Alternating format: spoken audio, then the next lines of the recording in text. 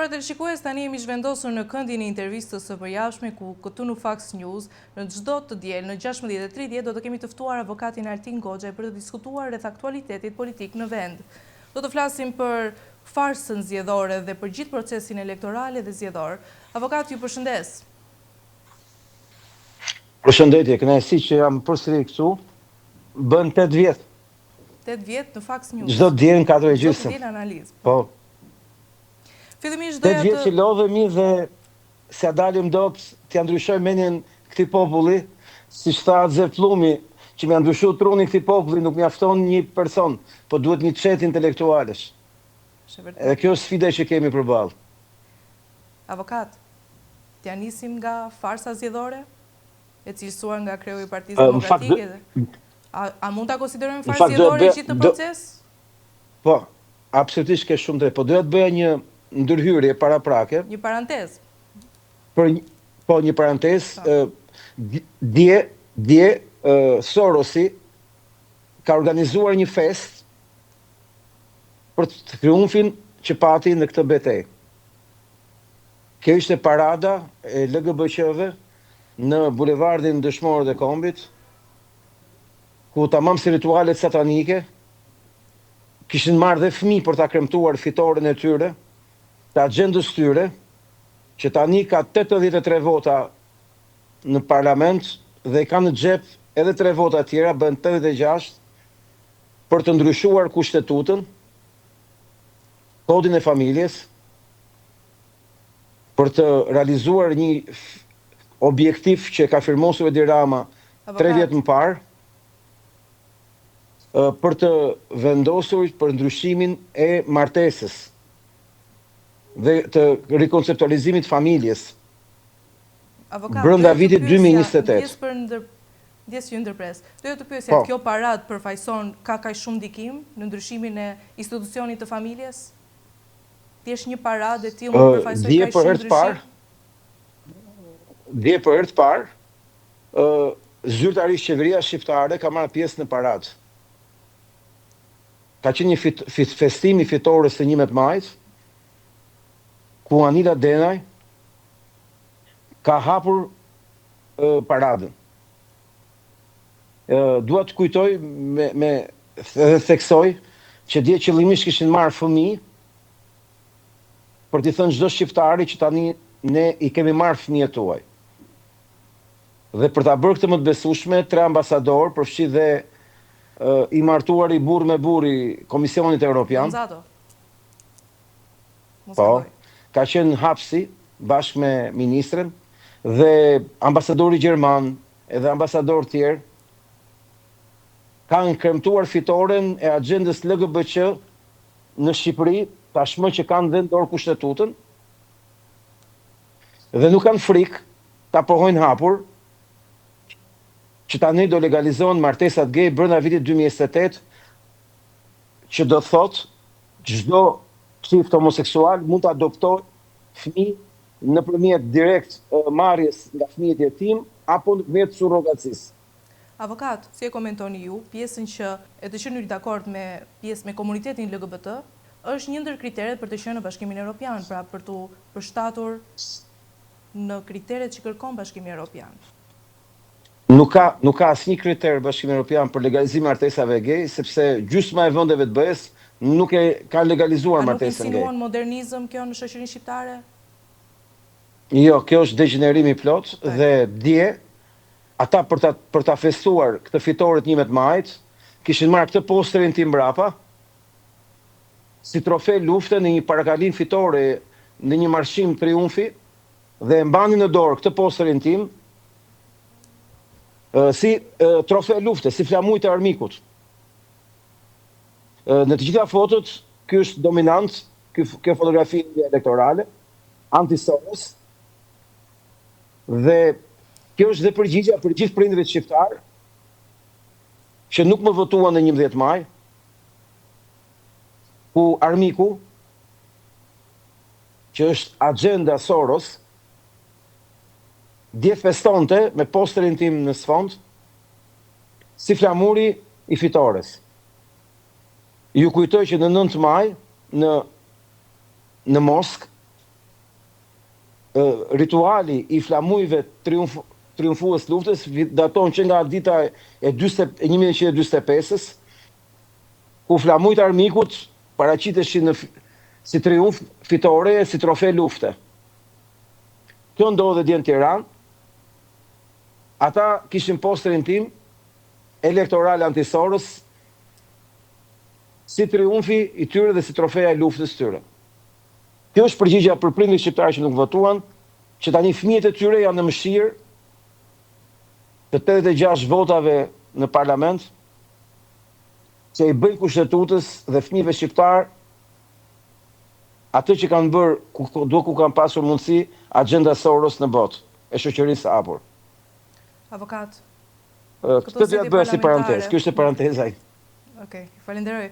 Këto zgjedhje parlamentare, tashmë të quajtura të cilësuara nga kreu i Partisë Demokratike Sali Berisha si fars, a bini dakord ju me këtë term? A mund t'i shohim këto zgjedhje? Që janë fars, janë. Duke Po filluar që nga ishin fars, këtë du të pranë. Ku mund ta konstatojmë? Ja, ta marrë me radhë. Në 2021 ishin fars. Në 2023 ishin fars. Sot fars. 2007 fars. 2009 fars. Gjithmonë fars. Sepse PD-ja refuzon të pranoj të vërtetën që janë duart e veta. E them këtë me plot gojen sepse deri në këtë moment u bën mbi 2 javë. Kjo është diela e dytë mbas zgjedhjeve. Jemi në treta, më falni, 11 maj, po. Janë rasti për ta kujtuar për Republikut Shqiptar, që ata refuzojnë të konsiderojnë pajisjet e identifikimit elektronik, pra pajisjet elektronike e identifikimit, PEI që quhen, si nyja gordiane, si kutia Pandorës, që ka prodhuar një farë zgjedhore me 150.000 vota më shumë, që na dalin ne mbi numrin e votuesve.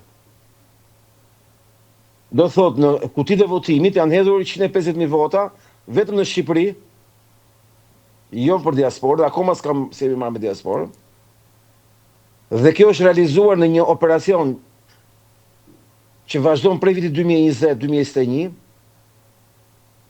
i gatuar me duart e Partisë Demokratike, ku arkitektët ka qenë Lulzim Basha, dhe doracët e tij kanë qenë Erd Bylykbashi, Gazmend Bardhi, Ivi Kaso dhe Endri Hasa i Lulbashës.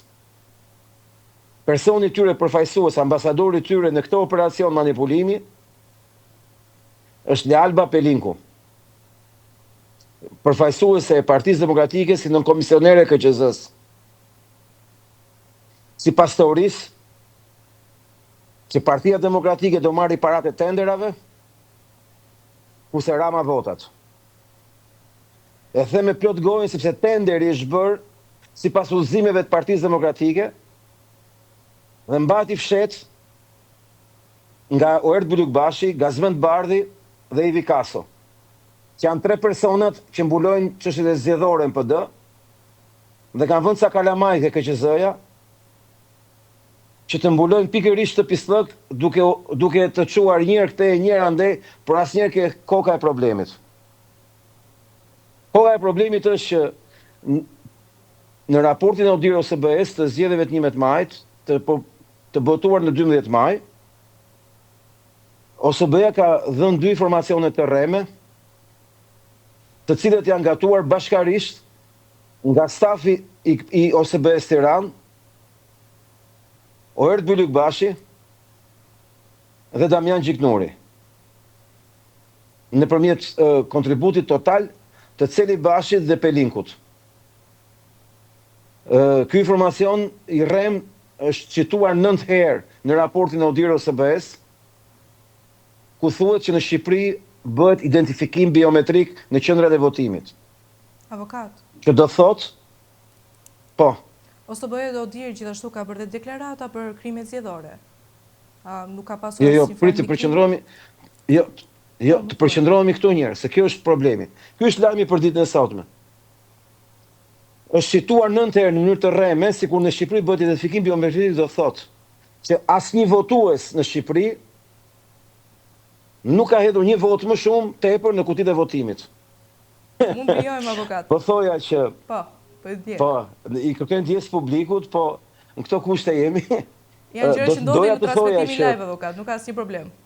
Absolutisht, në fakt këtë ka transmetimi live, që edhe defekti tregon në gjenuinitetin e komunikimit. E vërtet.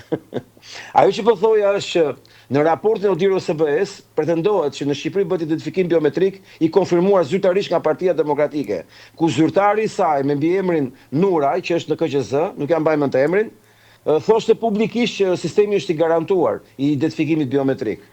Në fakt, këtu nuk ka identifikim biometrik. Duke thënë OSBE që ka, i bie që në këtu në Shqipëri kush ka pas emrin në databazë ka votuar, as kush tjetër përveç ti. E vërteta është që në Shqipëri nuk ekziston identifikim biometrik. Nuk ka fare. Gishti që vejmë ne është mashtrim. Ne kemi vërtetuar me prova dhe me fakte në sytë e OSBE-s, në datë 28 prill, që Fox News ka pas mirësinë që ta transmetoj, që unë mund votoj me 10 gishta, të paktën me 4. Dhe mjafton që unë të kemi sop karton të komshiut, jo kartë, edhe i sop letër. Që të kem kodin e dur aty, që kam kodin e disponojmë, sepse tashmë këto hakerimet vërtetuan, kishin gjitha rrem për të justifikuar, se thush, që nuk po i bën shteti mashtrimin, po e bëjnë grupet pavarura, gjëja hakera, mund të votoj për 10 veta. Dhe ti se gjen kur. A janë marrë masa nga Komisioni Qendror i Zgjedhjeve për këtë lloj votimi biometrik? Ja, po jo shpjegoj. Arsyeja pse unë po i them këto sepse me Armando Vrushin, ndërkryetarin e partisë që është një ekspert në fushën e çështjeve zgjedhore, në aspektin e digitalizimit tyre, dhe për 4 vjetësh ai është përpjekur që të komunikojë me KQZ-n, me Partinë Demokratike, me Adriatik Lapajn, edhe me shumë të tjerë, është përpjekur vazhdimisht me Agron Sheaj, që të ngrekës qetësim dhe është refuzuar në të gjitha nivelet, për shkak se makinat janë të George Sorosit. Këto pajisje janë të Smartmatic të kompanisë të Mark Mullog, drejtori fondacioneve Soros në të gjithë botën, një nga njerëzit më të afërt të George Sorosit e të Edi Ramës. Dhe këto pajisje kanë shërbyer për të fshehur që në Shqipëri votojnë çdo 2 vjet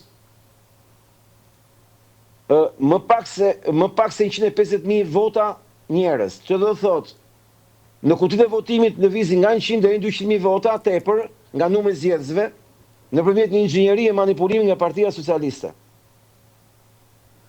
Armando Vushi ka bërë një zbërthim auditim të plotë të gjithë sistemeve në kryetari i partisë tonë, dhe mbi këtë përgatitje që ai ka bërë, ne i drejtohemi OSBE-s për 2 motive. E para se ka dhënë një informacion të rrem, sikur në Shqipëri bëhet identifikim biometrik. Ne kemi çuar fakte dhe prova me dokumenta origjinal të KQZ-s që nuk ka identifikim biometrik në Shqipëri. E dyta, nuk ka asnjë identifikim, por kjo ka çmontuar të gjithë garancinë e votës nga komisionet zgjedhore. Pra, i kanë hequr të drejtën komisioneve të qendrave të votimit që të verifikojnë votuesin. Sepse në 2600 qendra, kryetari është i Partisë Socialiste. Pra në gjysmën. Sepse sipas rregullave të miratuar nga Bylyk Bashi, Gazbardi, Ivi Kaso, Damian Gjiknuri, Aulan Balla dhe Ilirian Celibashi, i kanë hequr të drejtën sekretarëve dhe anëtarëve të komisionit që të verifikojnë votuesit. Që do thotë në 2600 qendra, voton kush të doj, sa të doj, me i cop letër, me i cop karton, me kartën e komshiut, me një kartë falsifikuar, me çfarë të duash ti. Dhe një socialist mund votoj për 10 vetë. Dhe kjo bëhet për vitin 2021. Dhe tenderat janë lënë në dorë të bëj PD-ja nëpërmjet Alba Pelinkut. dhe ndërmjetësimit të dikur të Endri Hasës të Lulbashës, në bashkëpunim me Oert Byllykbashin, nga Zbardis, ata dhe Ilikas, ata me Luli kanë qenë 2020-2021. Dhe këta të PD-s marrin lekët, këta të PS-s marrin votat. Bëhet fjalë për 25 milion euro të vitit 2021-2025, sepse i ka dhënë dhe 1 milion e ca euro tjera këtë vit, kompanisë George Soros i Smartmatic, për një update ordiner të sistemi që s'ka as nevojë. I cili është? Dhe nga ana tjetër, nuk po merr. Po kemi të bëjmë me një formullë thjesht, atë PD-s nuk flasin dot, se Rama i thotë, juve jo kam dhënë tendra, ju i keni bërë, kemi bërë si keni dash ju merrni lekët, u marr votat. Prandaj mbyllin gojën këta. Ndërkohë që me këtë sistem është korruptuar ky sistemi. Nëse Partia Demokratike ka mbyllur gojën, siç thoni ju, atëherë pse kërkon një rishqyrtim, pse kërkon qeveri teknike? Pyeti. Okej, unë po i pyes publikisht. Ndalemi te qeveria teknike. Kam 2 javë. Ndalemi te qeveria teknike. Jo, prit një sekond, prit se kam akoma dhe një gjë tjetër për raportin e tyre. Po. Në raportin e Otir OSB-s i referon emri tim. Altin Goxha thot OSB-ja.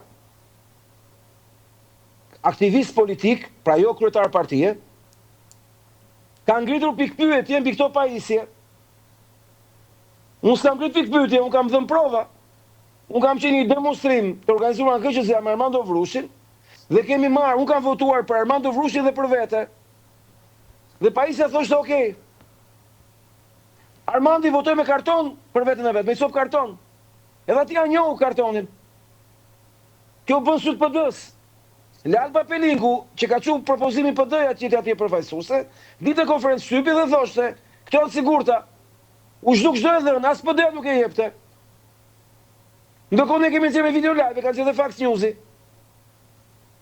Dhe për më tepër që në OSB, ky informacion i është dhënë një link që jep informacion gabuar nga Endri Fuga me shok. Sigur Altini ka folur për votimin elektronik. Dhe jo, dhe është me video, ajo që tregon provën, pra kanë deformuar dhe informacionin. Dhe nga ana tjetër, Odiri thotë që këto pajisje kanë qenë offline, pra s'kanë qenë lidhura me internetin. Ndërkohë ne kemi vërtetuar me fakte dhe me prova që këto pajisje kanë qenë gjitha online, me kartat e Vodafone SIM në internet, në kundërshtim me ligjin. Dhe kemi marrë provat me video nga KQZ-ja. Tani, gjithë ky informacion që po jap unë ka qenë themeli se si ka funksionuar rriti patronazhimit gjithë Shqipërinë, sepse duke qenë online këto pajisje të rremet e identifikimit janë koordinuar në zyra të fshehura pranë qendrave të votimit, siç pat ju ditën e zgjedhjeve që kishin valizhet me vrap, çantat me vrap, i mbani më skenat me Ambrozia Metan. Sepse këta kontrollonin online, kohë reale, kush voton, ta marrim, ta sjellim, ta pengojmë, ta çojmë kush nuk është Shqipëri, të votojmë për llogaritime i cop karton në të 2600 qendrat që drejtoheshin nga Partia Socialiste. Avokat.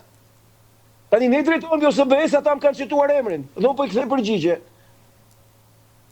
Por edhe si parti politike, më le ta mbaroj këtu se shumë e rëndësishme. I drejtohemi OSB-s duke thënë, ke gënjur 2 herë. Një sikur ka Shqipëri pajisje të identifikimit biometrik dhe bëhet identifikim biometrik i zgjedhësve. Dhe e dyta, sikur këto pajisje kanë qenë offline. Mbrapa këtij informacioni të rrem, ne kemi zbuluar që qëndron një personazh që quhet Liza Pas, e cila ka qenë drejtoreshe komunikimit Fondacionit Soros Estoni, e cila mbulon në Odir OSB, në bashkëpunim me KQZ-n, me PS-n dhe me PD-n, sigurim kibernetike që këto pajisje janë rregull, dhe ajo çfarë ka bërë? Ka mashtruar gjithë Odirin dhe OSB-n, sepse Sorosi del gjithandej. Celibashi antar i bordit Sorosit. Kjo është OSB-s, shefja e Sorosit për komunikimin e Estoni. Këta kanë ndërtuar një rrjet me Oert Byllykbashin, Ivi Kason, Gazbardin, Lulzim Bashën, Endri Hasën, Damian Gjiknurin, Endri Fugën, Edi Ramën, Taulan Ballën, kanë ndërtuar një rrjet mashtrimit madh, Dhe në Shqipëri, në na dalin që kanë votuar në Tiranë 104% e censusit të vitit 2023. Dhe në Shqipëri, në total në census 2023, i bie që kanë votuar 87% e zgjedhësve, që s'ndodh kurrë në botë të kenë votuar kaq shumë, se dhe qytetat votimi ka qenë bosh. Qartë, avokat. Ky sistem, më vjen ta marrë se shumë e rëndësishme lutem. Ky informacion që po ju jap sot është ekskluziv. Dhe çdo person mund të futet në faqet tona mbas orës 6 dhe Alianca Konservatore.al, por këtë moment në Facebook, në LinkedIn, në profilin tim, të Aliancë Konservatore, Armando Vrushit, dhe mund të downloadoj raportin që ne i çojmë Odiro SBS për këtë çështje, se kanë kohë 24 orë të japin vërejtje dhe propozime se ne se ne do e çojmë. E kemi postuar si draft në Word, dhe çdo kush në këtë moment mund ta marrë, ta downloadoj dhe të ndërhyj. Na sjellni propozime, vërejtje, kundërshtime. Qartë, Sepse avokat. këto zgjedhje jo janë fars. Jo, më le ta marrë se po e mbaroj fjalin. Këto nuk janë fars, jo, këto nuk janë fars. Këto zgjedhje nuk ekzistojnë. Nuk ka pas Shqipëria zgjedhje këto 4 vjet. Sepse pajisjet e Sorosit dhe intetuar kuj Sorosit i ka hedhur nerë zgjedhjet, ka zhdukur të gjitha mundësitë e verifikimit votuesve dhe prandaj edhe Ilirian Celibashi, pasi ne i nxorëm dokumentat, tha që më ka sulmuar hakerat, se do të zhduki dokumentat dhe nesër ne çojmë në SPAK Ilirian Celibashin për krimin zgjedhor që ka ndërtuar këto zgjedhje, sepse kemi kapur me presh në dorë, duke u fshehur pasumeve kibernetike, se do të zhduki gjurmët e krimit. Nuk ka zgjedhje në 2027, as 2029. Në Shqipëri votojnë shumë më pak se ç'dalin ku flet votimi. Dhe ky sistem është manipuluar që nëpërmjet censusit, ku PD-a refuzoi të bëj komision hetimor parlamentar, siç e kërkuam në 2024-ën. E kërkuam në 2023-ën dhjetor, për të verifikuar dhënat e censusit që janë mashtrim i plot. Sipas censusit del që në vitin 2011, në raport me vitin 2025, 2023, në Shqipëri pas kanë hikur vetëm 175.000 njerëz gjithsej, pra diku ke 14-15.000 veta në vit. Sepse tjerët që mungon janë fëmijë 0-18 vjeç. Pra i bie që në Shqipëri nuk pas ka pas fare shpopullim, s'ka vdekur askush, dhe çdo vit pas kanë ikur vetëm 14.000 veta në vit. Qartë, avokat, do na duhet ta vazhdojmë një tjetër të diskutim, se nuk na permeton koha. Jo, dera ta mbyllë me këtë gjë. Censusi tregon që këto zgjedhje janë krejtësisht mashtrim. Ju lutem, futuni faqet tona, downloadoni draft raportin ton dhe na jepni vërejtje propozime deri nesër në orën 10. Ju faleminderit shumë. Ju falenderoj unë, avokat. Mirupafshim. Faleminderit. Mirë, kemi qëndruar me avokatin Altin Goxha në një diskutim të thellë politik, tani do të shkëputemi në publicitet.